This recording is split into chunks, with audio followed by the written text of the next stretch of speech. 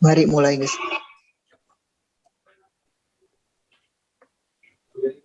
Ya, santai aja.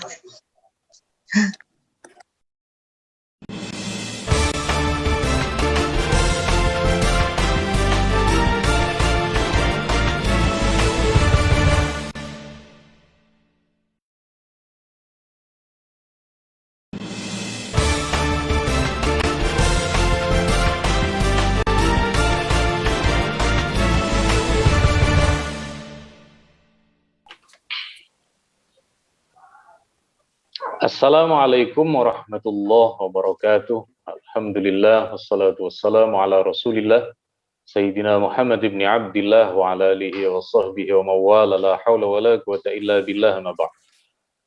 Hadratul Kurma wal Fadil yang sangat kita muliakan, para pimpinan kita di Nahdlatul Ulama, pengurus besar, para alim ulama, para kiai, dan juga kaum nahdien wan nahdiyat, saudara kita dalam Jam'iyah Nahdlatul Ulama.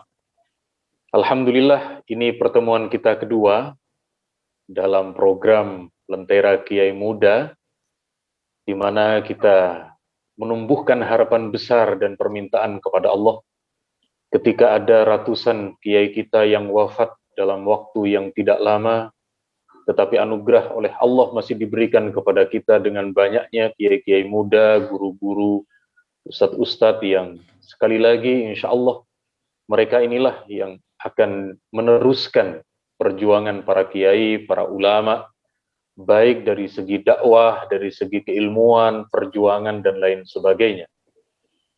Kaum muslimin wal muslimat, wan nahdin wan nahdiyat, alhamdulillah, kali ini kita membahas tentang sebuah dakwah para kiai muda kita, mulai dari paling ujung barat, yakni di Sumatera, kemudian di pertengahan ada Pulau Kalimantan, dan di ujung timur ada Sulawesi. Kita akan membicarakan terlebih dahulu bahwa dalam catatan Kementerian Agama, jumlah pesantren di Indonesia ini sebanyak 28.000. Kalau kata ketua kami, yakni Kiai Marzuki Mustamar, beliau sering mengatakan, di negara mana ada sebuah pesantren sebanyak yang ada di Indonesia? Jawabannya tidak ada. Hanya di negeri kita oleh Allah dianugerahkan hal itu. Jumlah masjid dan juga jumlah tempat ibadah musola ada 750.000 lebih yang tidak akan pernah ditemukan di tempat lain. Artinya apa? Artinya Allah memang menguatkan negeri ini dengan ahli sunnah wal jamaah, dengan dakwah, dengan ilmu yang kemudian mempersatukan kita semua. Alhamdulillah, tanpa berpanjang lebar, kita sapa terlebih dahulu dari paling barat, yakni Abi Zahrul. Beliau kiai muda, putra dari Syekh Hasanul Basri. Ya, ayahanda beliau ini pengasuh pondok Dayah Mudi. Dayah kalau di Aceh namanya pondok, pengasuh Dayah Mudi yakni Ma'had Ulum Diniyah Islamiyah. Ayahanda beliau ini yang pernah mengkhatamkan kitab Tuhfatul Muhtaj, karya Imam Ibnu Hajar selama 18 tahun. Ya, marhaban Kiai Abi Zahrul. Ya, marhaban. Sehat Kiai ya? Alhamdulillah sehat Kiai. Alhamdulillah. Lama kita setelah tidak berjumpa, 2 tahun yang silam, saat bersama dengan Sayyidil Habib Umar di Arya Duta. Alhamdulillah. Kemudian berikutnya dari Kalimantan ada kiai muda kita namanya Gus Fahmi Mubarak. Beliau putra dari ayahanda beliau baru saja wafat di Pontianak, yakni Kiai Masya Allah, agak sedikit lupa. Kiai siapa namanya Gus? Abah panjenengan? Agak sedikit lupa saya. Iya, nama Abah Kiai itu Kiai Khairuman. Masya Allah, mohon maaf. Saya hampir setiap kesana selalu mengenal nama beliau. Jadi Kiai Khairuman adalah cicit dari Syekh Ali Rahbini. di mana Syekh Ali Rahbini ini pernah disebut nama beliau oleh Syekh Nawawi Al-Bantani. Alhamdulillah kita bertemu dengan cicit beliau yang ada di Pontianak, Kalimantan Barat. Assalamualaikum Gus Ami. Waalaikumsalam warahmatullahi wabarakatuh. Kiai Ma'ruf. Sehat Pontianak nggih? Alhamdulillah sehat semuanya. Alhamdulillah. Terima kasih Gus kehadirannya. Berikutnya dari Sulawesi ada Gus Doktor kandidat S3 yang hari ini sedang menjalani S3 di Iran. Beliau bernama Gus Firmansyah Gibran, sekaligus cucu dari Kiai Ali Yafi yang pernah menjadi Rois Am PBNU sekitar tahun 92 sampai 94. Gus Gibran tadi sudah bisa menyapa, apa hari kali ini bisa bersuara, memuncul suaranya Gus Gibran? Ya, marhaban Ustaz. Alhamdulillah, terima kasih Ustaz Ma'ruf Fozin. Saya Firmansyah Gibran dari Palu, Sulawesi Tengah. Perlu saya sedikit koreksi, saya baru menempuh S1 yang kedua kalinya dengan semester akhir di Jamiatul Mustafa Republik Islam Iran di Hauza Sunni. Terima kasih. Saya doakan sampai S3 Gus. Ya. Amin insyaallah. Recording in progress. Tetap S3 dan seterusnya sampai menjadi guru besar sebagaimana puang atau kakek panjenengan, kakek Anda yakni Kiai Ali Yafi. Yang semoga beliau diberi kesehatan. Alhamdulillah. Kita awali dari Serambi Mekah. Dari Serambi Mekah, Kiai Abi Zahrul. Pertama, saya ingin menanyakan secara garis besar dahulu, bagaimana dakwah dan juga perkembangan pendidikan di Aceh khususnya. Silahkan kepada Abi Zahrul. Berapa menit? Berapa menit? Sorry, maaf. Bisa 5 menit sampai 10 menit. Terima kasih. Assalamualaikum warahmatullahi wabarakatuh. Alhamdulillah wa kafa wa salatu wassalamu ala al-habibil mustafa wa ala alihi wa sahbihi min ahli sidqi wal wafa. Rabbi syrah li sadri wa yassir li amri wa hlul 'uqdatam min lisani yafqahu qawli. Rabbi yassir wa la tu'assir, amma ba'd. Yang saya hormati Kiai Ma'ruf Fozin dan Gus Fahmi serta Gus Gibran serta seluruh para jamaah Nahdien wan Nahdiyat yang dirahmati Allah. Berbicara masalah pesantren tentu tidak asing lagi di Nusantara, khususnya di daerah kami di ujung Indonesia, ujung paling barat. Pesantren di sini disebut dengan nama dayah. Dayah itu dari asal kata zawiyah. Zawiyah yang arti dalam bahasa Arab pojok. Karena kebanyakan pesantren itu didirikan di pojok-pojok desa atau di pojok-pojok kampung. Biasa yang tempat yang sunyi dari keramaian. Maka disebut zawiyah. Orang Aceh membacanya dengan dayah. Zawiyah itu dayah dari zawiyah. Jadi pada masa perkembangan pesantren sebelum sejarah penjajahan Belanda, kita mengenal masa awal kedatangan Islam, yaitu masa Kesultanan Perla. Perla itu memang terjadi perbedaan pendapat para ahli sejarah. Ada yang mengatakan sekitar abad ke-9 Masehi. Malah ada yang mengatakan abad ke-7 Masehi. Artinya di Perla itu pernah menjadi satu pusat peradaban Islam yang dayah ataupun pesantren yang terkenal di sana disebut dengan Zawiyah Cekala. Zawiyah Cekala itu sejarah ataupun dayah pertama kali di Aceh sebelum masa penjajahan Belanda. Tapi sekarang tempatnya sudah tidak ada lagi yang melanjutkan, tinggal namanya saja yang sudah dinobatkan menjadi nama salah satu perguruan tinggi IAIN di Langsa, IAIN Zawiyah Cekala. Nah, jadi yang asli pondok pesantrennya sudah tidak ada lagi. Kemudian kita juga mengenal masa penjajahan Belanda, kita juga mengenal dayah yang disebut dengan dayah Darussalam, yang pusatnya di Masjid Raya Banda Aceh sekarang.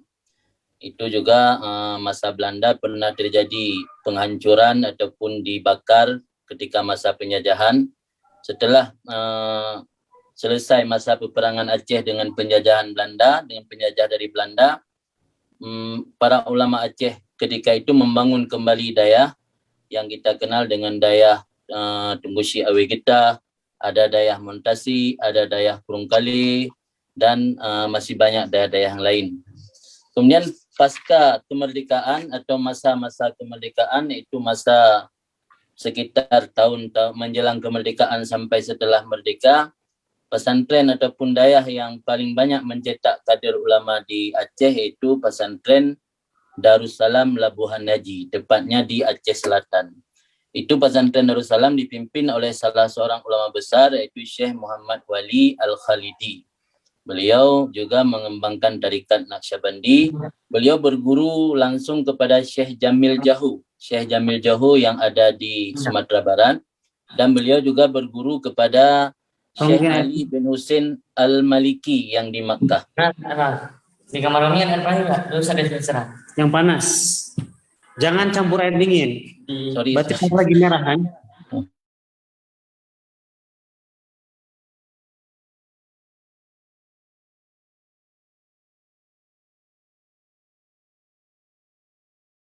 Setelah masa kemerdekaan, beliau adalah berguru langsung kepada Syekh Ali bin Husin Al-Maliki dan juga kepada Syekh Jamil Jahu. Mana Syekh Jamil Jahu ini berguru langsung kepada Syekh Ahmad Khatib. Jadi ketika kita melihat sanad keilmuan, ulama Nusantara ini baik yang di Jawa maupun yang di Aceh memiliki kesinambungan sanad keilmuannya. Dari Syekh Mudawali ini banyak melahirkan ulama, termasuk kakek kami Abun Abdul Aziz yang menjadi pemimpin pesantren Mudi Mesra sebelum Abu Mudi, yang dari beliau, dari generasi beliau banyak melahirkan ulama-ulama yang hari ini bertebaran pesantren di seluruh Aceh. Kebanyakan adalah alumni secara langsung daripada Syekh Muhammad Wali ataupun alumni dari murid-murid beliau. Di mana hari ini jumlah pesantren ataupun dayah yang ada di Aceh menurut data Kemenak Provinsi Aceh, data terupdate bulan 6 kemarin, yaitu sejumlah 1,304 dayah ataupun pondok pesantren dengan berbagai macam tipe, dengan jumlah santri 147,701 orang santri. Artinya di Aceh ini tidak mengherankan kenapa dayah sampai ribuan tetapi santrinya tidak sampai jutaan, hanya sebatas 147.000 karena jumlah penduduk Aceh data tahun 2021 5.270 orang lebih kurang. Jadi penduduk Aceh artinya sama seperti satu kabupaten di Pulau Jawa. Di Aceh satu provinsi, tapi di Aceh di Jawa itu satu kabupaten. Jadi dengan 5 juta lebih penduduk, kita memiliki dayah dan pesantren sebanyak 1.304 unit pesantren. Artinya benteng untuk membentengi Aswaja insya-Allah akan lebih mudah dengan kebersamaan yang kita bangun, baik dari kalangan para santri, kalangan simpatisan atau kalangan dari keluarga para santri yang ada di Aceh. Adapun tentang strategi penguatan Aswaja yang dilakukan oleh ulama-ulama sekarang yang ada di bumi Aceh, salah satu strategi yang ulama Aceh lakukan sekarang melalui dengan cara membangun kesamaan misi dan persepsi antara para ulama dalam mengajarkan ilmu kepada masyarakat yang menyasar kepada akar rumput dengan membangun majlis-majlis taklim yang sponsori oleh Huda di Aceh. Di samping NU ada juga satu ormas yang paling banyak bernaung ulama dalam ormas tersebut, yaitu disebut dengan Ormas Himpunan Ulama Dayah atau disingkat dengan Huda. Huda itu Himpunan Ulama Dayah Aceh. Jadi semua ulama yang beraliran pesantren adapun dayah masuk dalam ormas Huda tersebut. Jadi Huda ini membawahi banyak majlis-majlis, termasuk ada Tastafi dan majlis-majlis yang lain yang mereka fokus untuk mengajarkan ilmu ke akar rumput masyarakat, tentu fokus kepada ilmu yang 3, fikih, tasawuf dan tauhid atau akidah. Strategi dakwah di Aceh lebih fokus kepada pengajian karena para ulama di sini menganggap kalau hanya ceramah-ceramah lepas lewat masjid atau di langgar ataupun di menasah-menasah di musalla-musalla, manfaatnya itu agak kurang bermanfaat. Lebih bermanfaat kepada pengajian-pengajian, di mana para ulama di sini memutuskan ustadz yang ada di pondok beliau setiap malam Jumat ke kampung-kampung di sekitar pesantren untuk mengadakan pengajian-pengajian. Kemudian ada juga strategi yang lain dengan cara menyeleksi santri-santri yang unggul untuk dipersiapkan sebagai benteng yang berdiri di garda terdepan dalam mengawal Aceh dari masuknya paham-paham di luar Aswaja. Kita juga memiliki lulusan Ma'had Ali yang mereka memiliki atau mampu berkontribusi dalam mengawal eksistensi Ahlussunnah wal Jamaah di Aceh. Kemudian selain itu, kita juga tidak dapat memungkiri bahawa peranan pemerintah dalam penguatan Ahlussunnah wal Jamaah juga tak bisa dipandang sebelah mata. Pada tahun 2019, Gubernur mengeluarkan satu surat edaran iaitu nomor 450/21770 tentang larangan mengadakan pengajian selain dari i'tikad Ahlussunnah wal Jamaah yang bersumber dari hukum mazhab Syafi'iyah. Alhamdulillah kondisi masyarakat Aceh sangat fanatik kepada mazhab Syafi'i karena kalau dari data sejarah menurut Ibnu Battutah dalam buku beliau Rihlah Ibnu Battutah tahun 1345 Masehi ketika beliau singgah di Kerajaan Pasai yang ada di Aceh. Ketika itu Aceh sudah memiliki seorang qadi dan memiliki pemahaman yang kuat tentang mazhab Syafi'i dan menjalankan aturan negara sesuai dengan fikih mazhab Syafi'i. Jadi tak merasa aneh ketika masyarakat Aceh ini fanatik luar biasa kepada mazhab Syafi'i. Malah sempat di kalangan masyarakat yang awam yang di luar Syafi'i itu dianggap Wahabi malah. Padahal masih dalam ruang lingkup mazhab 4. Tapi sampai-sampai karena saking fanatiknya masyarakat kepada mazhab Syafi'i, sampai di luar mazhab Syafi'i itu dianggap Wahabi. Itu hanya dari pemahaman masyarakat awam. Tapi kalau dari kalangan pondok tidak, mereka tetap menjaga selama masih dalam ruang lingkup 4 mazhab. Adapun sisi yang lain dalam mengawal dakwah Ahlussunnah wal Jamaah, pertama dengan cara menjaga kearifan lokal dengan menempatkan hukum agama sebagai peraturan teratas dalam hierarkinya. Karena kalau masyarakat Aceh ini, kalau sudah kita bicarakan persoalan agama, itu mendapat respon atau sambutan yang luar biasa. Sehingga dalam satu hadis maja ataupun pegangan masyarakat Aceh ada satu semacam pepatah namanya adat bak po temurhum, hukum bak Syah Kuala, kanun bak Putropang, resam bak Laksamana. Artinya kalau adat itu menurut yang mengawal adat, tapi kalau hukum itu menurut Syah Kuala. Syah Kuala itu adalah salah satu ulama yang sangat terkenal di Aceh yang menjadi qadi paling tertinggi ketika Kesultanan Aceh.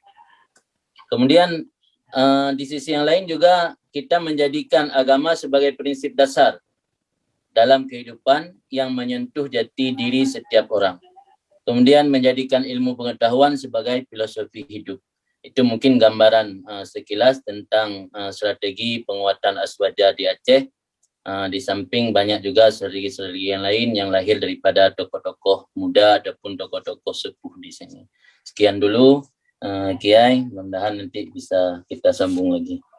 Amin. Terima kasih Abi Zahrul. Jadi luar biasa memang Aceh memiliki keistimewaan, memiliki satu ciri khas, yakni Serambi Mekah dan juga yang telah disampaikan. Berikutnya ada Gus kita, Kiai Muda dari Kalimantan Barat. Bagaimana Gus, misalnya perkembangan pesantren dan juga dakwah panjenengan yang mungkin juga ustadz-ustadz muda dan meneruskan abah panjenengan Kiai Khairuman dan juga kiai-kiai sepuh lain yang juga sudah banyak yang wafat. Monggo Gus Fahmi.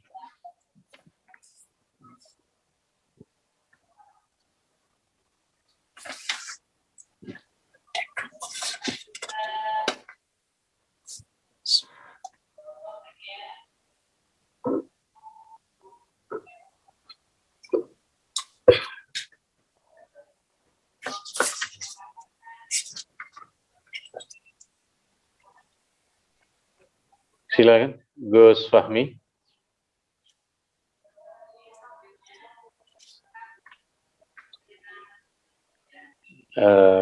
Mungkin masih ada kendala teknis mungkin, atau kita ke Gus Firmansyah dahulu. Kita ketahui di Sulawesi ya, Gus Firmansyah ada pendakwah luar biasa yakni Habib. Silakan Gus Fahmi Mubarak, silakan Gus. Baik. Bagaimana perkembangan di Pontianak, monggo. Suaranya masuk ini, Kiai? Sudah masuk, sudah bagus. Ya, baik. Mohon maaf sebelumnya. Bismillahirrahmanirrahim. Alhamdulillahirabbil alamin wassalatu wassalamu ala asyrafil anbiya'i wal mursalin sayyidina Muhammadin wa ala alihi wa sahbihi ajmain. Subhanaka la ilma lana illa ma 'allamtana innaka antal alimul hakim wa tub 'alaina ya maulana innaka antat tawwabur rahim. Yang saya hormati para ulama, para kiai, para pemirsa TV NU, terutama host pada malam hari ini, Kiai Ma'ruf Khozin, dan juga rekan-rekan Kiai yang lainnya, Kiai Abi Zahrul dan juga Kiai Firmansyah Gibran. Berbicara tentang Kalimantan Barat, maka Kalimantan Barat ini tidak terlepas dari kerajaan Islam.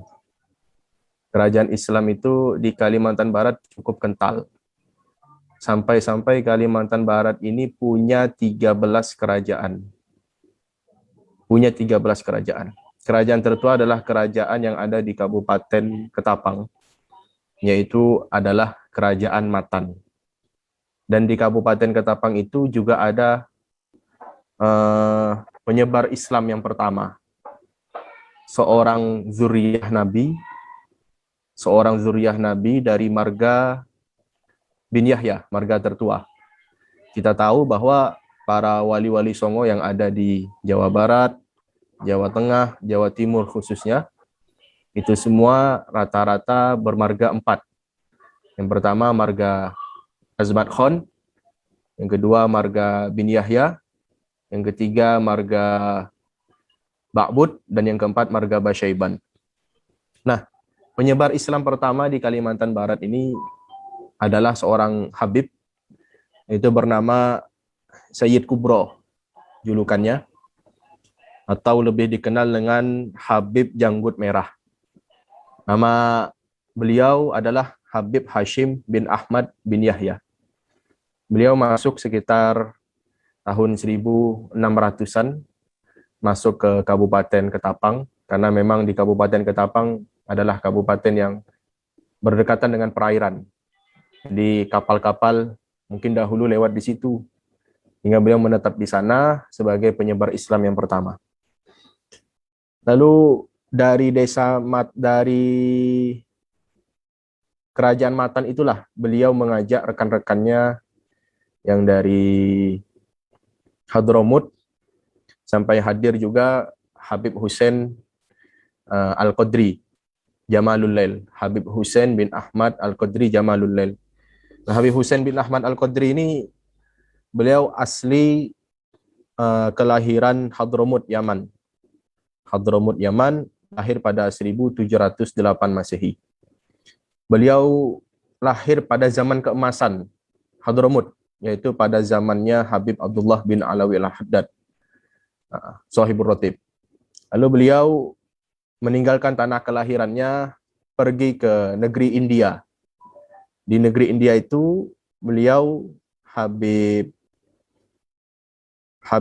Hussein bin Ahmad Al-Qadri Jamalul Lail, beliau pergi ke satu tempat namanya Kulandi. Nah, di tempat Kulandi itulah beliau menuntut ilmu. Setelah menuntut ilmu dari negeri Hadramut, beliau menuntut ilmu juga di negeri India, belajar bersama Sayyid Muhammad bin Hamid. Lalu setelah belajar sekitar waktu 4 tahun, beliau meninggalkan India, lalu beliau sampai di negeri Matan, Kerajaan Matan. Dari Kerajaan Matan itulah beliau pindah ke negeri Mempawah, yang sekarang lebih dikenal dengan Kabupaten Mempawah. dari situlah lahir kerajaan Mempawah, dan lahir juga dari beliau anak yang bernama Sultan Syarif Abdurrahman Al-Qadri Pontianak. Jadi Sultan Syarif Abdurrahman Al-Qadri ini adalah zuriyah pendiri kota Pontianak pada tahun 1771 Masehi. Jadi Sultan Syarif Abdurrahman Al-Qadri ini adalah zuriyah.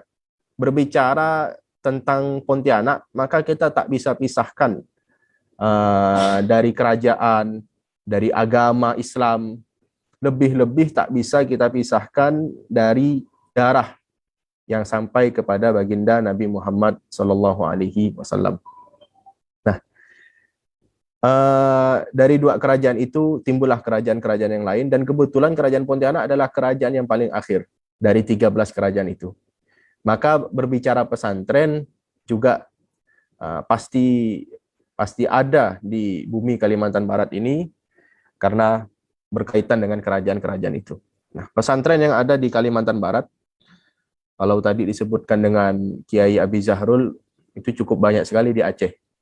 Kalau di Kalimantan Barat ini tidak sebanyak itu, hanya totalnya 225 pondok pesantren. Nah, yang ada di kota Pontianak saja itu 23 pondok pesantren. Itu data umum dari Kementerian Agama yang sampai kepada kami. Lebih banyak di Kabupaten Kuburaya, ada 63 pondok pesantren. Kuburaya ini dulunya adalah Kabupaten Pontianak, mekar, pecah dia pada tahun 2008 menjadi Kabupaten Kuburaya. Nah, jadi Kiai Ma'ruf Khozin perlu disampaikan bahwa saya ini cucu dari Kiai Khairuman, bukan anak dari Kiai Khairuman. Jadi saya ini cucu ketiga saya ini. Jadi Umi itu anak pertama. Jadi kalau ayah saya itu almarhumlah Kiai Zuhri, pendiri Pondok Pesantren Wali Songo Pontianak. Kiai Khairuman itu mbah, pendiri Pondok Pesantren Darul Ulum Kuburaya yang ada di Kuburaya. Termasuk dari 63 pesantren itu. Jadi Darul Ulum memang pondok tertua yang ada di Kalimantan Barat, berdiri pada 1977, 77 tahun, sudah berjalan sekitar 47 tahunan, insya Allah. Nah, berbicara tentang kerajaan-kerajaan, banyak sekali yang mesti kita sebutkan, terutama ulama-ulamanya, bahwa ulama-ulama yang ada di Kalimantan Barat ini, seperti tadi yang saya sebutkan, Sultan Syarif Abdurrahman Al-Qadri, pendiri kota Pontianak, dan juga beliau berstatus sebagai kerajaan pertama yang ada di kota Pontianak, yaitu Kerajaan Kadriyah. Yang kedua adalah Habib Hussein Mempawah. Habib Hussein Mempawah ini ayahnya Sultan Pontianak, tapi adanya di Mempawah. Subhanallah, beliau karamahnya sangat banyak sekali. Bahkan keluarga kami juga pernah mendapatkan langsung dari karamahnya Habib Hussein Mempawah. Yang ketiga ada Sayyid Kubro yang tadi saya sebutkan, Habib Janggut Merah. Nama aslinya adalah Habib Hashim bin Ahmad bin Yahya. Lalu yang ketiga ada Kiai Fathul Bari. Kiai Fathul Bari ini dimakamkan di Peneram, beliau asli Madura. Beliau adalah murid langsung dari Syekhona Muhammad Khalil Al-Bangkalani. Lalu ada juga ulama-ulama seperti kebanggaan Nusantara kita, yaitu Syekh Ahmad Khotib Sambas. Syekh Ahmad Khotib Sambas. Ini Syekh Ahmad Khotib Sambas ini adalah ulama asli Kalimantan Barat yang lahir di Kampung Dayang, Kabupaten Sambas, Kalimantan Barat. Beliau lahir sekitar tahun 1803 Masehi. Lalu beliau itu sekitar 218 tahun yang lalu. Dan beliau menghabiskan masa kecilnya di Kabupaten Sambas, di desa Dayang tersebut, belajar kepada para sesepuh di sana. Lalu beliau pada usia belasan tahun, beliau hijrah, pindah ke negeri Mekah, Makkatul Mukarramah. Lalu beliau menetapkan diri untuk beliau bermustautin di sana. Hingga beliau wafat dan dimakamkan di kota Mekah yang mulia tersebut. Dan beliau menjadi imam besar di Masjidil Haram yang bernama Syekh Ahmad Khatib As-Sambasi. Dan beliau punya kitab yang sangat terkenal, yang kadang dijual di pondok-pondok pesantren dan dikaji. Namanya kitab Fathul Arifin. Kitab Fathul Arifin ini adalah kitab di mana menjelaskan tentang tata cara dua thariqah digabungkan, antara thariqah Qadariyah dengan thariqah Naqsabandiyah digabungkan, menjadilah satu kitab namanya Fathul Arifin, menjelaskan tentang tata caranya itu. Bisa saja beliau ini, Syekh Ahmad Khatib Sambas ini, menamai thariqahnya menjadi thariqah Khatibiyah atau thariqah As-Sambasiyah untuk mengangkat nama daerah, bisa saja. Tapi beliau seorang yang tawadhu, tokoh yang luar biasa, ulama Nusantara, gurunya para ulama-ulama yang ada di dunia, sehingga beliau tetap pada menamai dari thariqahnya itu adalah thariqah Qadariyah dan Naqsabandiyah. Nah, beliau juga punya murid yang setelah wafatnya beliau juga menjadi ulama di kota Mekah, yang bernama Syekh Abdul Karim, beliau dari Banten. Syekh Abdul Karim ini punya dua sekretaris. Yang pertama adalah Syekh Tolhah dari Kali Sapu, Cirebon, asli Indonesia. Yang ketiga adalah Syekh Ahmad Hasbullah dari Madura, asli Indonesia. Nah, ini didikan dari Syekh Ahmad Khatib As-Sambasi, asli Kalimantan Barat. Lalu kami juga punya guru yang sangat terkenal dengan ilmu falaknya, yaitu bernama Kiai Haji Abdurrahmi Mahmud Al-Yamani. Beliau adalah pengarang jadwal sholat sepanjang masa. Insya Allah kalau kita main ke Kalimantan Barat, di setiap masjid Kalimantan Barat ada jadwal sholat yang dikarang oleh Syekh Abdurrahmi Mahmud Al-Yamani. Beliau wafat dan dikuburkan di kota Pontianak. Lalu kami juga punya sultan yang cukup terkenal dan salah satu perintis kemerdekaan Republik Indonesia, bernama Sultan Hamid II. Nah, beliau ini dikenal dengan perancang lambang negara Republik Indonesia. Sultan Hamid II, perancang burung Garuda. Nah, beliau asli Pontianak, asli Kalimantan Barat, mengenyam pendidikan di Belanda, pulang lalu ikut daripada mendirikan kemerdekaan Republik Indonesia ini. Nah, beliau subhanallah wafat sekitar pada tahun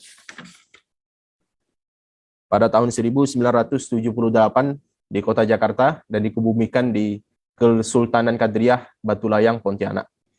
Jadi untuk tokoh-tokoh para ulama di Kalimantan Barat cukup banyak. Yang mohon maaf tidak bisa kami sebutkan semuanya di sini, namun yang sangat berkaitan dengan sejarah agama Islam, sejarah kerajaan, dan terutama sejarah Republik Indonesia, hanya itu saja yang dapat saya sebutkan. Dan berkenaan dengan dakwah di Kalimantan Barat ini, kami ini kalau di sini ini dakwanya cukup ekstrim. Saya itu pernah tidur di kebun sawit, Kiai. Pernah tidur di kebun sawit akibat mobil itu sampai masuk ke Tanah Merah karena kondisi hujan, tak bisa jalan mobilnya. Sampai kami bawa mobil Strada. Strada itu punya double garden, giginya ada 2 dia.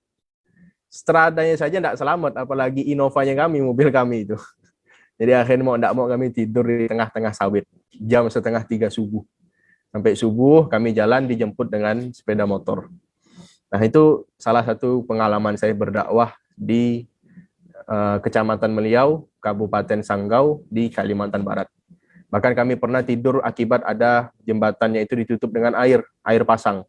Saya tidur di masjid, tidak bisa sampai ke lokasi, paginya kami baru nyebrang. Jadi berdakwah di Kalimantan Barat ini memang harus penuh dengan keuletan, penuh dengan keaktifan, penuh dengan rasa tekun dan semangat ingin menyenangkan hatinya Nabi Muhammad Sallallahu Alaihi Wasallam. Mungkin itu bercerita sedikit saja tentang Kalimantan Barat. Mudah-mudahan ada manfaatnya. Saya kembalikan kepada Kiai Ma'ruf Kozin. Terima kasih, Kiai. Terima kasih, Gus. Ya. Satu yang unik dari Kalimantan Barat ini, seperti Pondok Darul Ulum yang didirikan oleh Kiai Khairuman, Allah yarham, sering mengantar santri ke Jawa. Jadi setelah lulus dari pondoknya kakeknya Gus Fahmi ini, saya berjumpa dengan santri Pontianak di Sidogiri, dari Pontianak. Awalnya mondoknya di Kiai Khairuman, di Pondok Lirboyo, di Pondok Sido, di Pondok Sarang mungkin, di Pondok juga Ploso. Jadi sebagai penghubung atau bibitnya itu ditanam dan diajar di Pondok Darul Ulum, baru kemudian ke Jawa. Dan biasanya sepulang dari Jawa kemudian yang awalnya memang dididik oleh Kiai Khairuman, kakek beliau, menjadi orang-orang besar yang kemudian melanjutkan pesantren, pendidikan, dan lain sebagainya. Atur nuhun, Gus Fahmi. Ya, betul sekali. Sekaligus saya ingin berterima kasih nih kepada pondok-pondok besar, Kiai. Ada Pondok Sidogiri, yang luar biasa alumninya bertebaran di Kalimantan Barat. Bahkan di sebagian dari beliau-beliau mendirikan pondok pesantren, luar biasa kemanfaatannya, bahkan membangun ekonomi umat melalui BMT Sidogiri. Jadi seperti Pondok Sidogiri ini, pondok kami saja ngambil guru tugas dari Pondok Sidogiri sebanyak 3 orang. Diucapkan terima kasih kepada Pondok Sidogiri. Ada juga Pondok Ploso. Ini pondoknya Kiai Ma'ruf Khazin ini bersama paman Gus Abdur Rauf Ar-Rahbini. Jadi pondok di sana, dan beberapa guru yang mengajar di sini juga alumni Pondok Pesantren Ploso, ada sekitar 2 orang.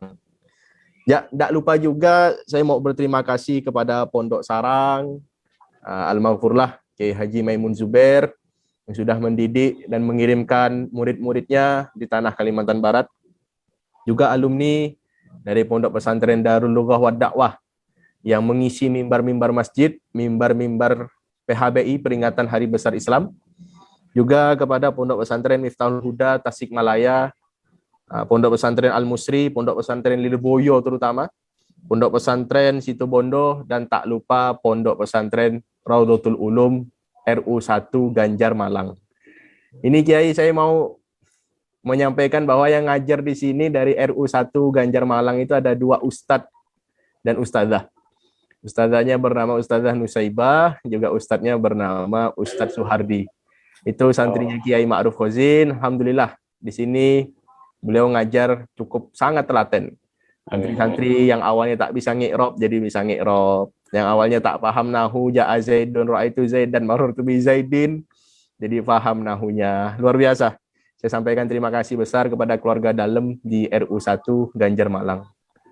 Terima kasih sama-sama, Gus. Berikutnya kita menyeberang ke Sulawesi, yang sekali lagi beliau Gus Firman Syah ini merupakan santri dari lembaga pendidikan terbesar Al-Khairat. Al-Khairat ini kalau di Jawa NU kira-kira. Monggo saya persilahkan Gus Firman Syah. Ya, bismillahirrahmanirrahim. Terima kasih. Assalamualaikum warahmatullahi wabarakatuh. Alhamdulillahirabbil alamin wa bihi nasta'in ala umuri dunya waddin. Assalatu wassalamu ala asrofil anbiya'i wa mursalin sayyidina wa habibina wa syafi'ina Rasulillah Muhammad ibn Abdullah, amma ba'd. Yang terhormat kepada Mbak Yai Kiai Ma'ruf Khazin, pula kepada Datuk Abi Zahrul. Yang terhormat pula kepada Mbak Yai Gus Fahmi Mubarak yang ada di Kalimantan. Ya, bercerita tentang masalah Al-Khairat, dalam hal ini Sulawesi.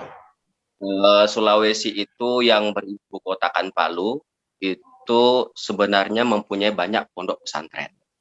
Mempunyai pondok pesantren bukan hanya Al-Khairat saja, tetapi ada juga Darul Darwah Irsyad yang didirikan oleh Kiai Haji Abu Talib. Tetapi karena melihat besaran dakwah yang terutama untuk Al-Khairat ini itu sampai di ujung Papua, cabang-cabangnya, jadi saya akan mencoba mengulas sedikit sejarah dari pendirinya, yaitu Al-Habib Idrus bin Salim Al-Jufri. Berbicara masalah dakwah di Palu, Sulawesi Tengah,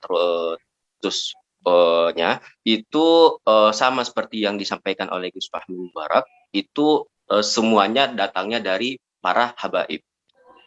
Memang di dalam sejarah masuknya Islam di Sulawesi, terutama di Palu itu pernah terjadi, itu dibawa oleh salah satu syekh dari Padang, bernamakan Syekh Datuk Karama. Tetapi Syekh Datuk Karama ini tidak membuat madrasah, jadi madrasah menjadi realisasi untuk pengembangan agama Islam tidak terlalu meluas. Akhirnya dengan datangnya Al-Habib Idrus bin Salim Al-Jufri yang menjadi penggagas madrasah di Palu, Sulawesi Tengah, membuat Islam itu menjadi luas sampai saat ini. Al-Habib Idrus bin Salim Al-Jufri itu adalah salah satu ulama yang lahir di Taris Hadramaut, yang mana Taris Hadramaut ini adalah salah satu kota yang mana kota 1000 wali, ya. Bagi orang Indonesia itu tidak asing bagi kota tersebut. Beliau dilahirkan di kota Taris pada tanggal 15 Maret 1892, yang mana beliau itu mempunyai 4 saudara. Al-Habib Idrus bin Salim Al-Jufri itu mempunyai banyak guru, di kalangan termasuk dari ayahnya sendiri, Habib Salim. Dan yang pertama itu adalah Al-Habib Muhsin bin Alwi As-Segaf. Yang kedua adalah Al-Habib Abdurrahman bin Alwi bin Umar As-Segaf. Yang ketiga adalah Al-Habib Muhammad bin Ibrahim bin Faqih. Yang keempat Al-Habib Abdullah bin Hussein bin Soy Al-Bahar. Yang kelima adalah Al-Habib Idrus bin Umar Al-Habsyi. Yang keenam adalah Al-Habib Abdullah bin Umar Asy-Syatiri dari Rubat Tarib. Yang mana ini cikal bakal dari Al-Habib Asy-Syatiri yang kemarin belum lama, beberapa tahun meninggal. Al-Habib Idrus bin Salim Al-Jufri sendiri melakukan hijrah pertama ke Mekah bertemu dengan Said Abbas, Said Abbas Al-Maliki, yang mana Said Abbas Al-Maliki dengan ayah dari Habib Salim ini mempunyai relasi yang sangat kuat. Maka dari itu Al-Habib Idrus bin Salim Al-Jufri itu banyak belajar ke beliau selama 6 bulan. Dan bahkan menurut cerita yang saya dengar, bahkan Hadratus Syekh Hashim Asy'ari ketemu dengan Habib Idrus bin Salim Al-Jufri itu di Mekah, ketika Hadratus Syekh itu belajar di Mekah pada saat itu. Nah, selesai dari Mekah, beliau kembali ke Yaman dan meneruskan dakwah, dan beliau diangkat sebagai mufti di Hadramaut itu pada umur 15 tahun kalau tidak salah. Masya Allah. Saking kealiman Habib Idrus itu diakui, bahkan beliau pada saat itu dimintai beberapa permasalahan untuk memecahkan masalah. Tapi pada saat itu juga Yaman yang lagi bergejolak karena pada saat itu lagi berperang terhadap penjajah Inggris, maka daripada saat itu Al-Habib Idrus bin Salim Al-Jufri hijrah ke Indonesia. Karena Yaman pada saat itu kondisi tidak stabil, maka beliau hijrah ke Indonesia yang pada saat itu menetap di Pekalongan pada saat itu. Di Pekalongan beliau pertama itu menjadi seorang pedagang batik, tapi karena cintanya beliau dengan ilmu, dengan ilmu pengetahuan, dengan lain sebagainya, maka beliau juga mengajar. Walaupun di usaha mendagang batik beliau tidak sukses, tidak berjalan lancar, tapi beliau tetap berdakwah pada saat itu. Beliau pun juga hijrah ke Jombang. Beliau bertemu dengan Hadratus Syekh Hashim Asy'ari dan melakukan relasi di sana. Beliau juga mengajar di Jombang dengan di beberapa madrasah Nahdlatul Ulama pada saat itu. Itu pada tahun 1926. Ketika selesai dari Jombang, itu beliau ke Solo. Ke Solo itu beliau menikah dengan salah satu syarifah, namanya Syarifah Aminah. Beliau itu punya 2 anak. 2 anak itu yang salah satunya bernama Syarifah Lulu. Syarifah Lulu ini menikah dengan Habib Syekh Al-Jufri, yang mana ini dari pernikahan ini menurunkan yang kita kenal sekarang namanya Prof. Salim Al-Jufri, yang menjadi mensos pada era Presiden SBY pada saat itu. Ketika selesai hijrah ke Pekalongan, beliau mendapat panggilan dari saudaranya untuk hijrah ke Palu, Sulawesi Tengah, di Sulawesi pada saat itu. Di Palu, Sulawesi Tengah itu beliau menetap tiba di Wani. Wani itu salah satu kota, yaitu yang memang sudah lama, memang kota lama di Kabupaten Donggala. Beliau menetap di sana dengan dibantu oleh beberapa para warga Arab yang memang menetap di sana. Beliau ditawarkan untuk mengajar. Pertama itu madrasahnya di Madrasah Al-Hidayah. Akhirnya beliau mengajar, tetapi karena beliau ingin membangun madrasah, beliau alhamdulillah diminta oleh Raja Donggala pada saat itu untuk membangun madrasah. Dan tetapi dengan syarat itu harus menikah dengan salah satu putri yang kebanggaan dari tanah Kaili, karena kebetulan Palu Sulawesi Tengah itu adalah suku khas dari Palu Sulawesi Tengah, suku Kaili. Nah, bernama Ince Aminah. Akhirnya dari pernikahan ini pun menurunkan anak, pertama Baba Sida Al-Jufri dengan Baba Ida Sayyidah. Beliau ini anak dari Al-Habib Idrus bin Salim Al-Jufri. Akhirnya pada tahun 1930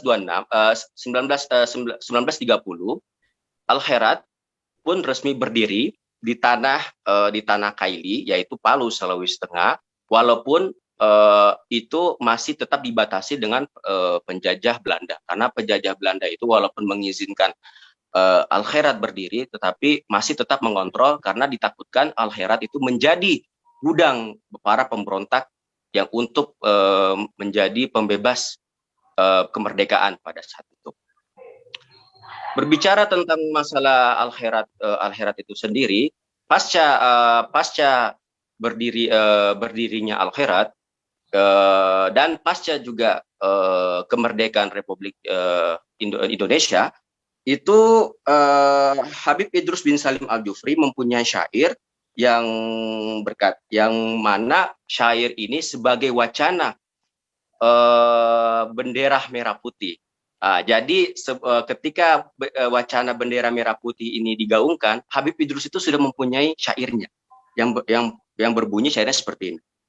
Tiap bangsa memiliki simbol kemuliaan, dan simbol kemuliaan kami adalah merah putih.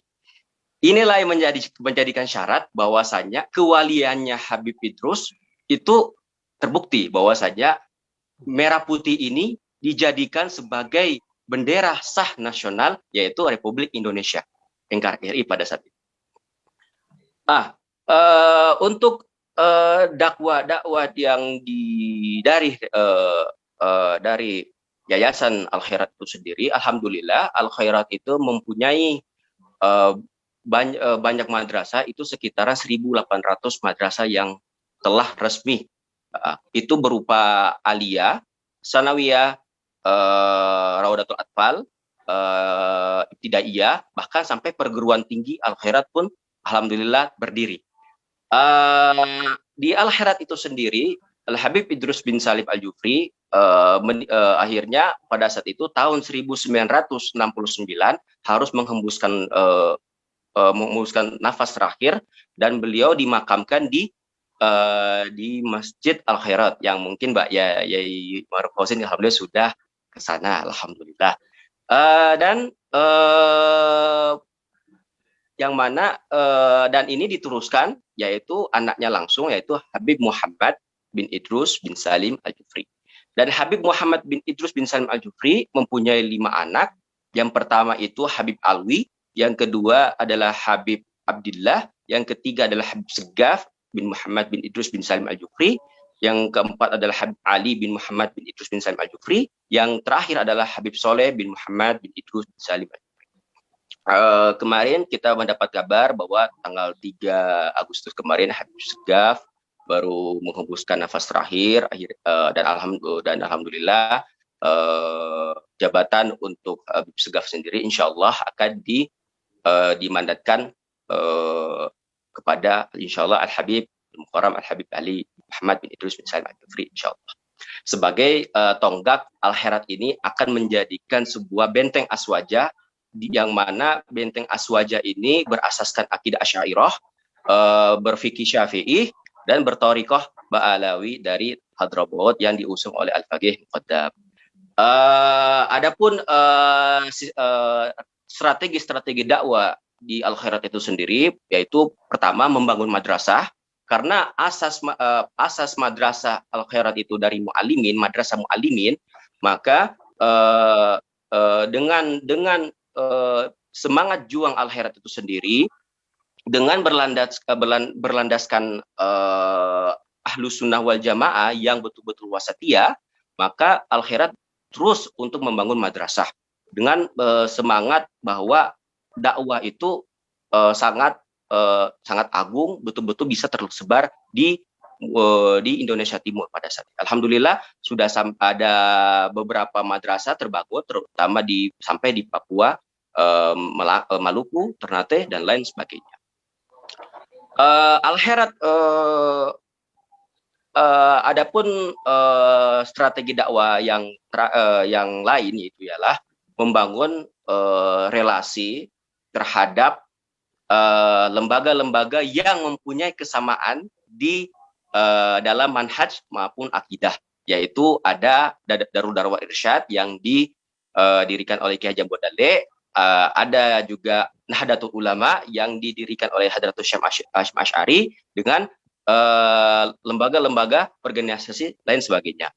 Dan ini kenapa dibutuhkan relasi yang kuat? Karena untuk menghadapi dua tantangan. Nah, jadi ini yang membedakan kita dengan mungkin di Aceh dengan di Kalimantan, bahwasanya mereka yang mungkin bukan dari bagian dari Al-Khairat tapi mempunyai kesamaan akidah dengan manhaj dengan Al-Khairat, tetap harus sama-sama berjuang untuk menggempur dari kalangan orang-orang yang tidak berlandaskan akidah Ahlus Sunnah wal Jamaah. Itu yang pertama. Serta menggempur juga yang namanya misionaris, yaitu kristenisasi yang ada di Sulawesi. Sebab di Sulawesi itu sendiri dua tantangan kita.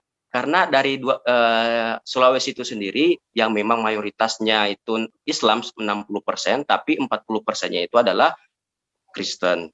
Tetapi walaupun memang menghadapi kristenisasi ini terus digalangkan, tetapi tetap Habib Idrus bin Salim Al-Jufri maupun keluarga dari yaitu penerusnya, yaitu Habib Segaf, almarhum Habib Segaf, tetap membangun relasi sebagai ukhuwah insaniyah terhadap pemuka-pemuka agama lain, bahkan terhadap ulama-ulama yang bukan berhaluan Ahlus Sunnah wal Jamaah dan Asy'ariyah yang mungkin menetap di Palu, Sulawesi Tengah. Dan memang ya mungkin ini yang menjadi sebab perbedaan di kalangan mungkin organisasi Islam lainnya. Mungkin Al-Khairat itu lebih memang betul-betul terbuka, walaupun wacana penguatan keaswajan tetap harus digalangkan sebagai benteng kita untuk menghadapi mereka, yaitu mereka yang bukan dari kalangan kita. Itu seperti itu. Mungkin itu saja yang saya dapat sampaikan. Wallahu musta'an. Fastabiqul khairat. Wassalamualaikum warahmatullahi wabarakatuh. Waalaikumsalam. Ternyata hanya dari satu sesi ini itu sudah hampir 1 jam, karena memang hampir semuanya memiliki metode tersendiri berdasarkan asas sejarah yang masuk. Jadi pendekatan dakwah yang dilakukan oleh para kiai pada intinya hampir dari para ulama kita di Aceh, di Pontianak, di Sulawesi, tidak lepas dari yang namanya pendidikan.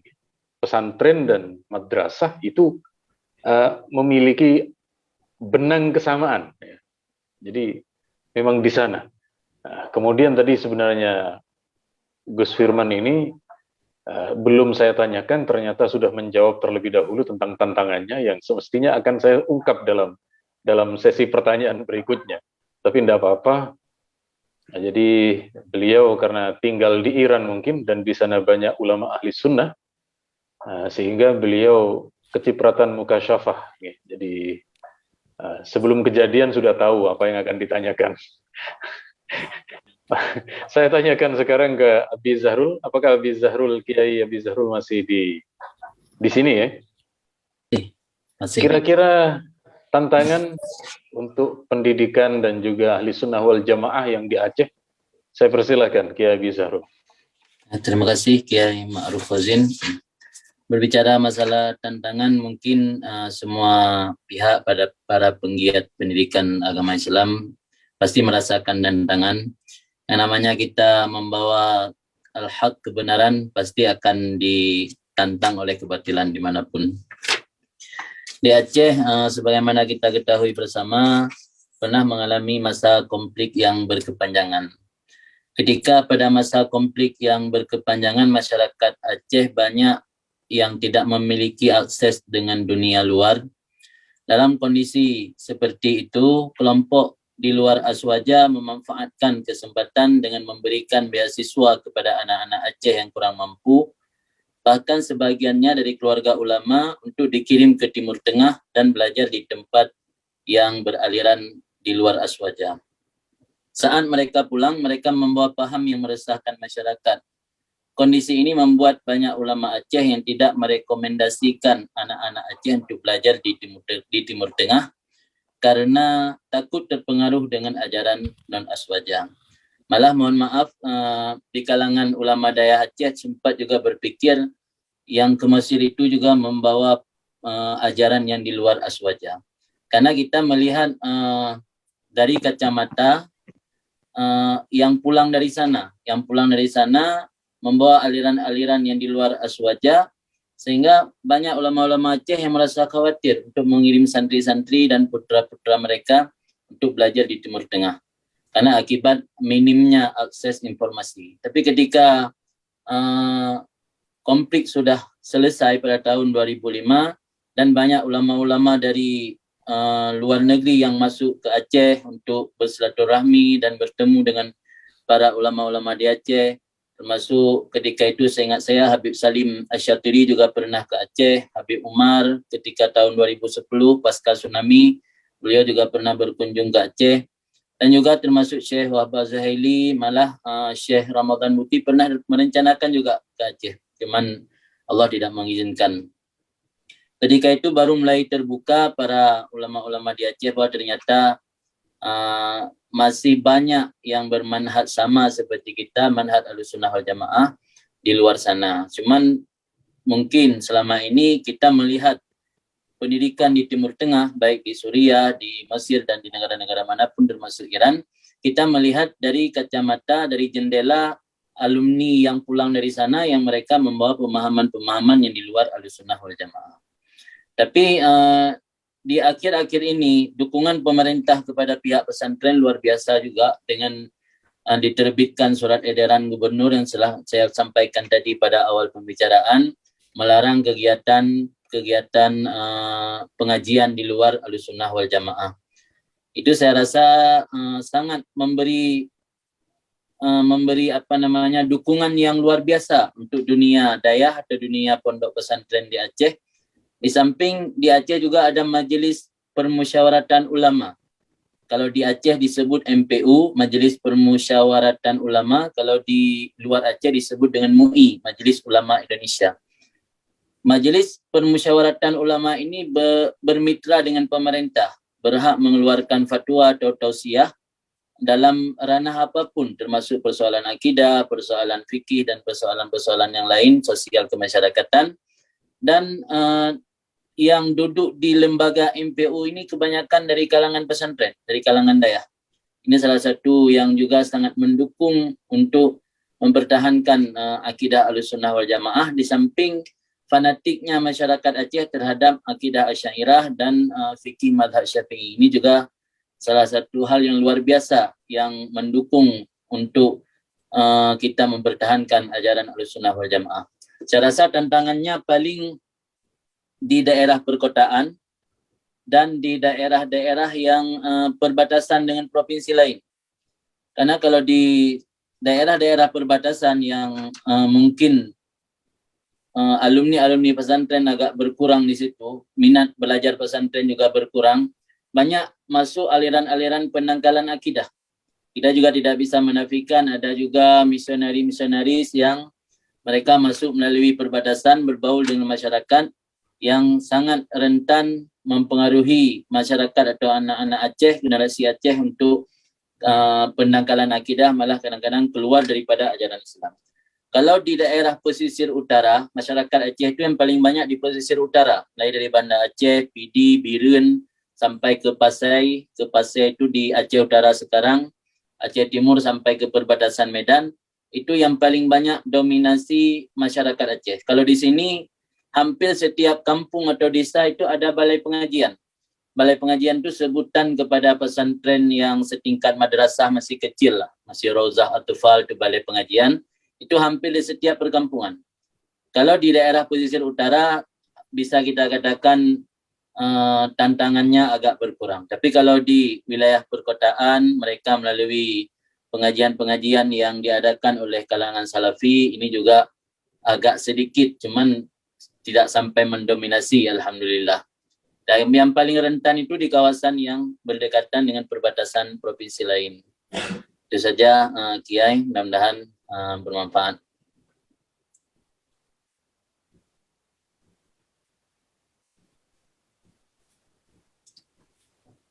Nampak suara. Kiai tidak nampak suara, dimut mungkin. Ya. Oh ya, terima kasih, mohon maaf. Betul seperti yang disampaikan oleh Buya atau Tengku Ustadz Abi Zahrul, pasti ada tantangan yang berbeda-beda, dan seperti yang terjadi di Aceh, seperti yang telah beliau sampaikan tadi. Kita bergeser ke Kalimantan, dan tadi sebenarnya Gus Fahmi sudah menyampaikan beratnya Medan. Jadi kalau di Pontianak, tidak semua bisa dilalui kendaraan mobil. Ya. Jadi memang di beberapa kecamatan, apalagi di pedalaman, ini kemudian medan dakwahnya begitu berat. Nah, mungkin selain itu bisa disampaikan oleh Gus Fahmi. Saya persilahkan. Terima kasih Kiai Ma'ruf. Baik, adapun tantangan dakwah kami di sini itu masih minimnya daerah yang belum tersentuh oleh listrik. Tapi jangan percaya juga seperti yang ada di Facebook foto-foto itu. Kalau Kalimantan itu hutan semua, itu juga kami merasa kok kayak hutan ya, orang hutan kami ini jadinya.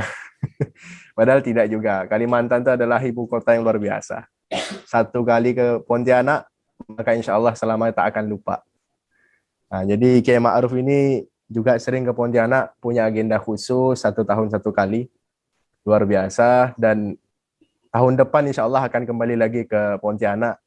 Karena tadi itu, 1 kali nginjak Pontianak, insya Allah tidak akan pernah lupa yang namanya Kalimantan Barat.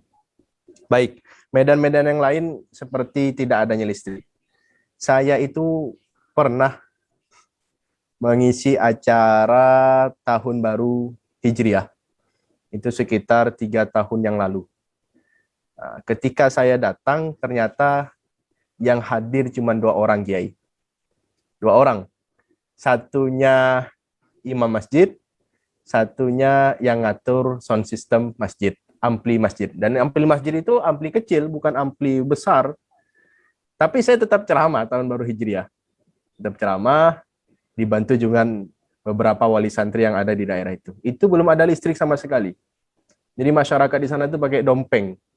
Bahasa kita itu dompeng, diisi solar, nanti diisi bensin, nanti barulah hiduplah listriknya. Nah, yang seperti itu tidak ada listrik, akses jalan yang begitu jauh. Kalau Kiai satu angkatan dengan Gus Abdul Rauf, paman saya itu Kalau dari sini ke tempatnya Gus Abdul Rauf itu kalau pakai mobil itu selama 14 jam. 14 jam. Tapi kalau pakai speedboat melalui perairan Sungai Kapuas, itu bisa ditempuh dalam waktu 3 jam. Nantinya lamanya perjalanan dakwah. Sehingga kami kalau mengisi PHBI, peringatan Hari Besar Islam, kami tidak bisa PP pulang pergi, itu tidak bisa, Kiai. Jadi kami lebih ke datang, nginap 1 minggu, meninggalkan istri, dan mudah-mudahan kita selalu dijaga oleh Allah Subhanahu wa Ta'ala. Kok tertawa? Kok tersenyum? Oh, enggak apa-apa, Kiai. Biasalah. Namanya juga godaan-godaan Kiai muda ini kan namanya juga Kiai muda ini. Jadi kalau tertawa enggak apa-apa lagi, Kiai. Itu tantangan juga itu, Gus.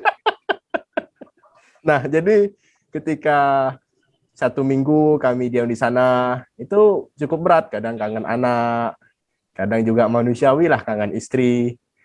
Kayak Kiai Abi Zahrul, Kiai Gibran ini kan juga pastilah kan.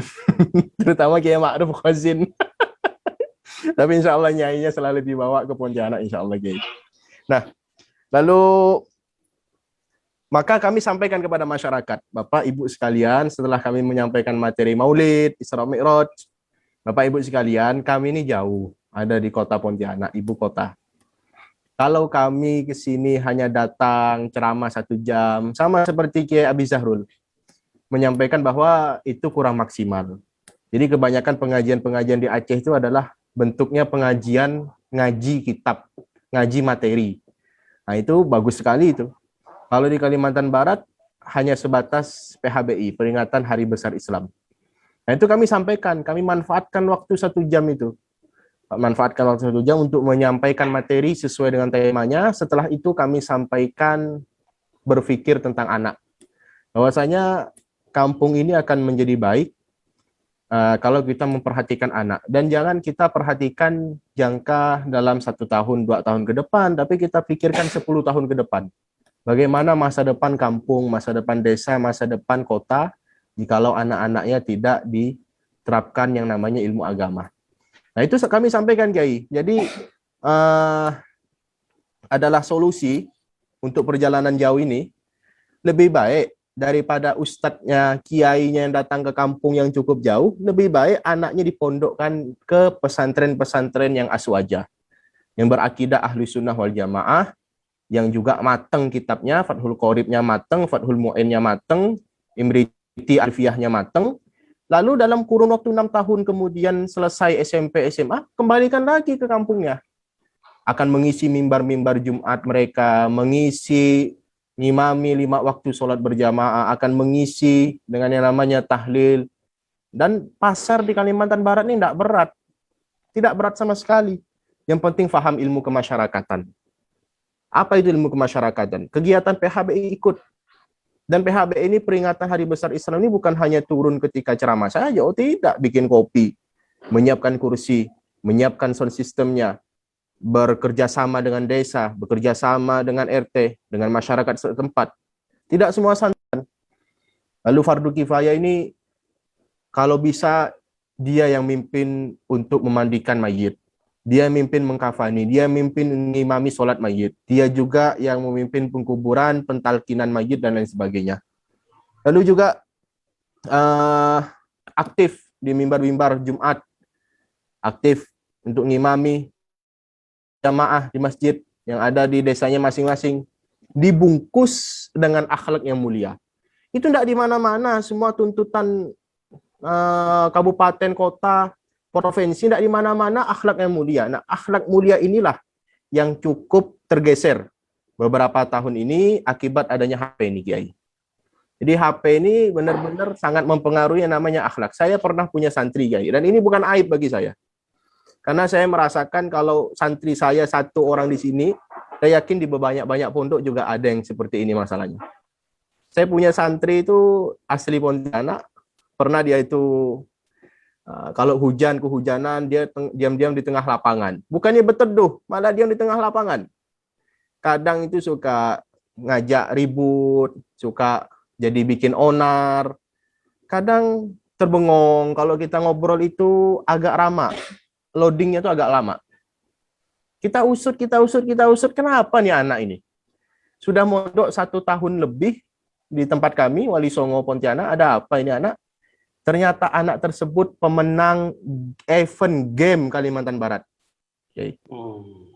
Dan hadiahnya tidak sedikit, hadiahnya 2 juta rupiah, 800.000, 1,5 juta. Makanya ini kalau yang bikin MTQ, MKK ke pemerintahan ini kalau bisa hadiahnya puluhan juta gitu, Kiai. biar yuk. Event game saja hadiahnya jutaan. Nah ini kan sungguh miris. Dan menangnya bukan 1 kali anak tersebut, menang sampai 8 kali. Kamu berapa kali menang, nak? Saya menang 8 kali, Gus. Allah. Akhirnya orang tua nggak kuat, anaknya jarang ngaji di rumah. Main HP terus, pulang terlalu malam. Akhirnya pulang, akhirnya dipondokkan lah. Nah, dipondokkan ketika dalam keadaan orang tua sudah tak mampu. Padahal pondok itu adalah kebutuhan yang wajib bagi anak di masa sekarang ini. Terutama di masa pandemi. Yang dimana sekolah tidak masuk, masih dalam online, tidak offline, tidak tatap muka. Maka pondok pesantren menjadi jawaban pada masa pandemi. Dan terutama masa-masa yang terperosotnya akhlakul karimah. Seperti yang masalah HP ini. Nah, maka dibungkus dengan akhlakul karimah ini bukan kewajiban bagi seorang santri, tapi juga kewajiban bagi setiap muslim.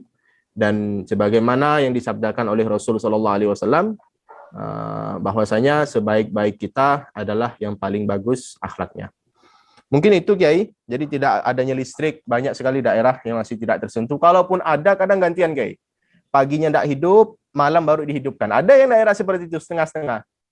Ada juga saya kendala di sini yang paling parah itu di pondok pesantren adalah banyak anak yang masuk pondok dalam keadaan tidak bisa membaca Al-Quran atau dalam keadaan buta huruf Al-Quran.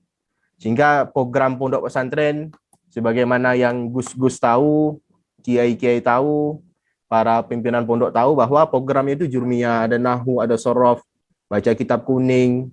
Jadi sudah tidak mikir lancar membaca Quran itu, sudah tidak mikir, sudah siap dari rumah masuk ke pondok, tinggal ikut program pondok bahasa Arab, muhadasah. Tapi yang kami hadapi anak-anak zaman sekarang ini kelas 1 SMP, kelas 1 SMA, mereka tidak bisa membaca Al-Quran. Alias masih ikro, masih alif, ba, ta, sa, jim, ha, kho. Ini gimana mau diajarkan ja'a zaidun, ra'aitu zaidan, marartu bi zaidin kalau masih alif bata ini? Nah, itu kendala besar bagi kami, Kiai. Maka kami minta kepada para kepala desa yang menyaksikan TVNU ini, ataupun dari tokoh-tokoh yang ada di kabupaten masing-masing, tolong perhatikan guru ngaji. Kenapa kok sekarang guru ngaji ini tidak menjadi profesi yang diminati oleh banyak orang, sedangkan guru ngaji itu mendapatkan keagungan besar yang dikabarkan oleh Rasulullah SAW. Akan dipasangkan mahkota di kepalanya, bahwasanya guru ngaji itu akan diangkat derajatnya oleh Allah. Tapi guru ngaji sudah tidak menjadi profesi yang memuliakan di mata masyarakat. Ya, mungkin karena mereka tidak terpenuhi yang namanya kebutuhan keluarga. Mereka punya anak, mereka punya susu botol anak, mereka punya pampasnya anak. Ini mohon diperhatikan, wahai para pemerintah. Jangan sampai tidak diperhatikan. Jadi guru ngaji itu fokus ngajar ngaji, ikhlas karena Allah Subhanahu wa taala, kebutuhan sudah tercukupi. Kan bisa diambilkan dari dana desa, bisa diambilkan dari iuran swadaya wali-wali muridnya. Satu wali murid 50.000. Apakah 50.000 satu bulan untuk anaknya bisa ngaji sampai mati? Apakah itu memberatkan? Oh tidak. 50.000 kali 20 orang wali murid, kan lumayan, dapat 1 juta dikasih kepada guru ngaji. Guru ngaji pun senang, ikhlas. Akhirnya guru ngaji pun semangat mengajarkan anak untuk mengenal huruf Al-Quran. Sehingga masuk ke pondok pesantren dalam keadaan lancar membaca Quran. Program-program membaca kitab kuning dapat diselesaikan dalam kurun waktu 6 tahun. Kendala kami adalah mereka yang datang ke pondok pesantren tidak bisa membaca Al-Quran. Begitu, Kiai Ma'ruf Hozin. Oke. Matur nuwun, Gus. Jadi memang hambatan dan juga tantangan yang akan dihadapi oleh para kiai-kiai muda ini memang beragam, ya, beragam, dan di internal kita sendiri seperti yang banyak disampaikan, masih kadang diganggu oleh kelompok salafi, oleh jemaah-jemaah yang lain yang kemudian sekali lagi memang makin tahun tantangan makin berat, tetapi kita yakin insya Allah selama para kiai muda ini tetap terus berjuang, Allah senantiasa memberi pertolongan, kemudahan dan sebagainya. Tadi Gus Firman Syah sudah menyebut sebagian. Mungkin ada tambahan sedikit Gus Firman Syah sebelum kita mengakhiri jam 21. Monggo silakan. Saya sedikit menambahkan juga tantangan-tantangan kita. Tadi seperti yang saya katakan tadi, selain pergerakan di luar Ahlus Sunnah wal Jamaah dan misionaris juga, betul yang disampaikan oleh Gus Fahmi Mubarak, kita di Palu sendiri, terutama di wilayah-wilayah gunung itu ada namanya suku Da'a, itu yang masih kurangnya tersentuh Islam. Tapi alhamdulillah dengan peranan dari Al Habib Saleh Al Idrus, yang mungkin alhamdulillah Mbak Yai Markozen juga sudah bertemu dengan beliau kemarin. Beliau itu adalah salah satu tonggak yang menjadikan suku-suku di gunung itu bisa mengenal Islam, mengenal huruf alif, ba, ta, ta. Pun juga yang menjadi PR kita ke depan, terutama di Al Khairat itu sendiri, terutama bagaimana karena stigma Palu, terutama Sulawesi Tengah terhadap kontra teroris, yaitu yang mungkin sekarang terjadinya di Poso, itu Al Khairat itu sangat mendukung berusaha untuk mengenjot madrasah keaswajaan di kabupaten tersebut. Karena ya seperti kita tahu, Poso sendiri yang mana wacana banyak hal yang terjadi di sana, baik itu pasca kerusuhan antara Islam dan Kristen, dan pasca kedamainya Islam dan Kristen di sana, pun dakwah Al Khairat yaitu keaswajaan tidak begitu berkembang. Maka Al Khairat bekerja sama dengan Nahdlatul Ulama, dengan Darul Da'wah Irsyad, menggenjot kembali bagaimana pertumbuhan keaswajaan di sana dengan didirikan kemarin oleh Mbak Yai Warkhozin dengan Yai Idrus Romli mendirikan PCINU Poso pada saat itu. Walaupun memang madrasah-madrasah Al Khairat di Poso sudah membangun dan berusaha untuk menyebarkan dakwah Islam yang beraliran wasatiyah seperti itu. Mungkin itu aja, Mbak Yai Haris. Baik, terima kasih. Jadi memang karena Indonesia ini luas dan juga kepulauannya juga banyak, maka problematika permasalahannya pun berbeda-beda. Seperti di Sulawesi Tengah pernah ada konflik, tapi alhamdulillah sudah selesai ya. Ada juga yang pernah masuk dalam jaringan teroris dan lain sebagainya, yang mungkin tidak dialami oleh kabupaten kota lain, yang tidak dialami oleh pulau-pulau yang lain. Tetapi tantangannya sekali lagi Allah terkadang, ini kita berbicara hikmah, terkadang Allah sudah menyediakan dari tantangan-tantangan itu sosok-sosok yang ketika berjuang di jalan Allah, Allah akan memberi kemenangan. Misalnya di masa Nabi Musa dihadapkan dengan Firaun dan tetap dakwah yang akan terus mendapatkan kemenangan. Kemudian juga Nabi Ibrahim tidak sama dengan yang dialami oleh Nabi yang lain. Maka sekali lagi, karena saya yakin panjenengan insya Allah mi warasatil anbiya, dan dalam hadis tentang warasatul anbiya itu lam yuwarrithu dinaron wala dirhaman. Para nabi itu tidak mewariskan harta, tidak mewariskan dunia, walakin warrathu ilman.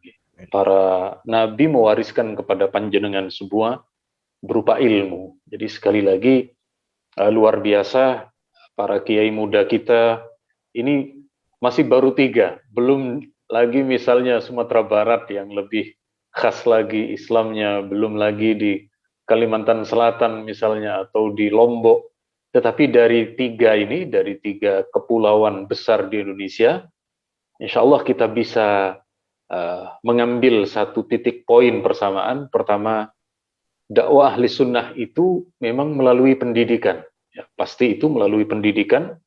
Kemudian selain mendidik kader, juga terjun ke masyarakat, baik soal kematian, soal orang yang sedang meninggal dunia, ataupun ke majelis-majelis ilmu dan lain sebagainya. Sekali lagi, hanya ini yang bisa kita uraikan, dan sebenarnya terlalu banyak ilmu untuk saya ulang. Nanti kalau saya ulangi menjadi 1 jam lagi.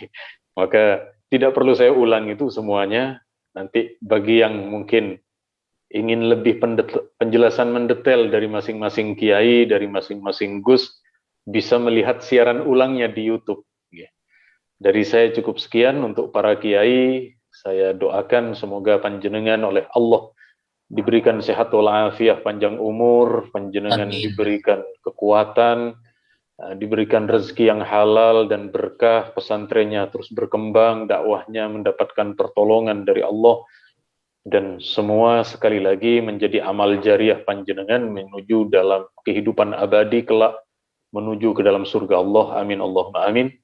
Dari saya mewakili kru TVNU, mohon maaf begini ini kalau biasa belajar ya, sebab saya host ini masih belajar karena biasa jadi narsum. Jadi saya perlu latihan untuk menjadi host. Jadi sekali lagi saya mohon maaf. Terima kasih kepada semua yang telah memiliki kontribusi ataupun doa ataupun support dan lain sebagainya. Sekali lagi cukup sekian.